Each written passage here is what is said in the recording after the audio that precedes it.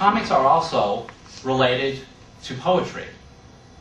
And I say this as a poet, that one of the unique things about poetry as an artistic medium is that the look of the page, the mise en page, is important.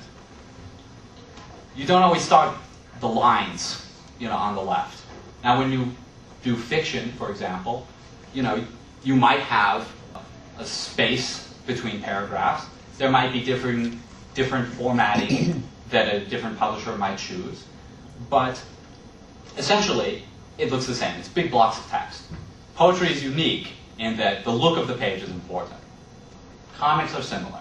In comics, you choose the size of the panels. In fact, you choose the shape of the panels. This is unlike cinema, wherein the size of the screen is static, typically. Occasionally there are exceptions, but usually not. Comics panels vary in size enormously. The very shape of that moment depicted in the panel communicates and evokes what that panel is about. So, imagine that Japanese sequence in which a character is walking into the room and he throws open the doors.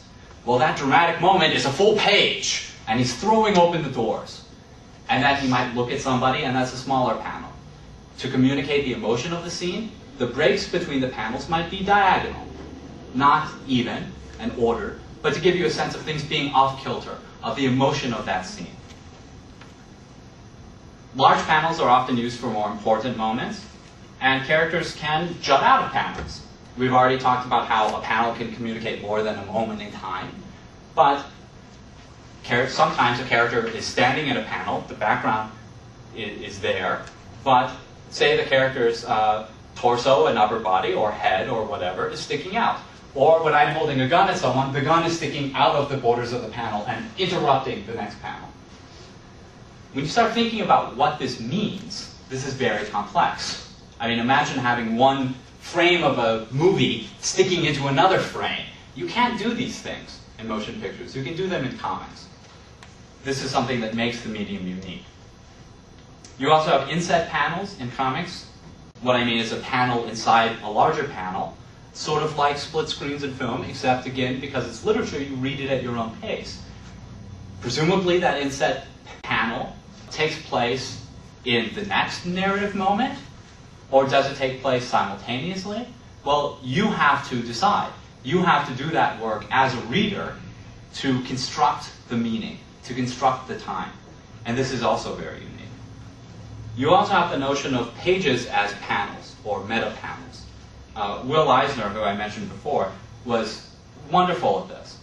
He loved city stories, and he would have pages in which sewer pipes would be at the top of the page. And characters would sort of be playing near them in one long panel at the top. And then the water from the pipes flows down the page and constructs the panel borders that all the other panels play in. Are the characters in those panels literally in the sewer water? No. But there's a sense in which the page then becomes a kind of meta panel, a kind of larger panel in which the other panels are set. There's also the double page spread, the panel or the image that runs over from one page onto the next. Well, again, this breaks the usual form, and you just can't do this in other media. You have experiments with panels that continue from page to page. These are rare, but they do happen, where you have, for example, 3 horizontal panels on each page, and the image from this panel continues onto the next page, the image from this panel continues onto the next page, the image from this panel continues onto the next page. You turn the page, the same image continues, almost like a continuous strip. Well, how do you read this?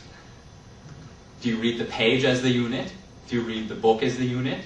Do you cut it out and assemble it into a long strip? How do you read this? Again, it's up to you as the reader to do this construction.